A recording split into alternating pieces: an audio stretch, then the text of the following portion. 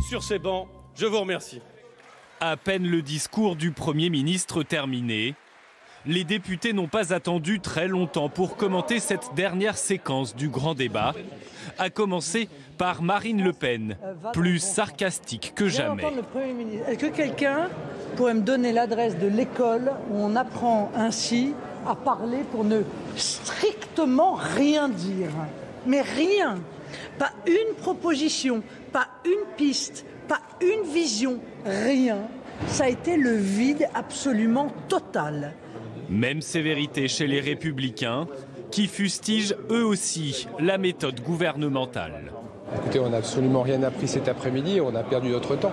D'ailleurs, c'est un peu surréaliste puisque le Premier ministre vient nous expliquer que les annonces sont faites par le Président de la République. Donc il y a vraiment un problème de casting. Il aurait fallu d'abord que le Président de la République fasse ses annonces et qu'ensuite le Premier ministre vienne nous préciser le contenu et le détail de ces annonces. Puisque le Premier ministre est là pour mettre en œuvre la politique voulue par le Président de la République. Donc on voit bien que décidément en Macronie, plus rien ne fonctionne. C'est le commentateur des commentaires.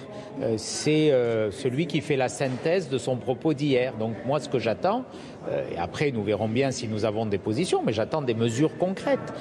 Sans surprise, Éric Coquerel et la France Insoumise ne sont pas plus tendres avec l'exécutif. Il suffisait d'écouter hier la conférence de presse de M. Philippe et on savait ce qu'il allait dire aujourd'hui. C'est-à-dire rien. Voilà, si ce n'est l'espèce de mantra qui nous est répété depuis le début, il faut baisser les impôts pour baisser les dépenses publiques. Voilà, c'est la seule chose qu'ils savent nous dire, qui est la justification de leur politique.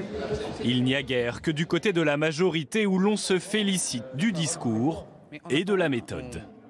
On écoute ce que les Français ont à nous dire. C'est ça ce que le Premier ministre est venu nous dire aujourd'hui et ce qu'il va dire demain aux sénateurs. Si aujourd'hui le Premier ministre était venu exprimer quels chantiers vont être lancés par l'exécutif, on aurait dit qu'on n'a pas écouté les Français. Donc il faut savoir un petit peu respecter les temps et les séquences dans ce processus parce que sinon, je sais qu'on a l'habitude du temps très court, que vous avez l'habitude du temps très court, mais parfois il faut prendre le temps d'écouter et bien analyser. Édouard Philippe, quant à lui, devra réitérer cet exercice dès demain, cette fois face au Sénat.